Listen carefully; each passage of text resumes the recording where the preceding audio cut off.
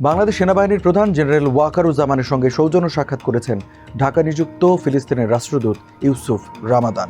23শে March সেনা সদরে তাদের সাক্ষাৎ অনুষ্ঠিত হয় বলে সংবাদ বিজ্ঞপ্তিতে জানিয়েছে আন্তঃবাহিনী জনসংযোগ পরিদপ্তর আইএসপিআর। দর্শক, এসব নিয়ে এখনকার টিভিএস নিউজ আপডেটস, সাথে আছে আমি রঞ্জু ইফতেখার খান। এতে বলা হয়, ঢাকা নিযুক্ত ফিলিস্তিনের রাষ্ট্রদূত ইউসুফ রামাদানের নেতৃত্বে একটি প্রতিনিধি দল সেনাবাহিনী প্রধানের সঙ্গে সৌজন্য সাক্ষাৎ করে। সাক্ষাৎকালে পারস্পরিক শুভেচ্ছা বিনিময়ের পাশাপাশি সেনাপ্রধান ফিলিস্তিনের গাজায় চলমান নির্মম সহিংসতা ও হত্যাকাণ্ডের প্রতি গভীর শোক ও দুঃখ প্রকাশ করেন এবং ফিলিস্তিনের চলমান সংকটের দ্রুত অবসান কামনা করেন।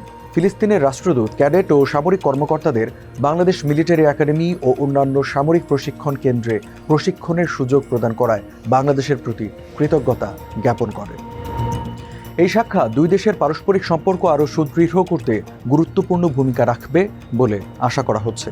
দর্শক, এই ছিল এখনকার টিভিএস নিউজ আপডেটস। আর সংবাদ ও বিশ্লেষণ জানতে টিভিএস এর সাথেই থাকুন।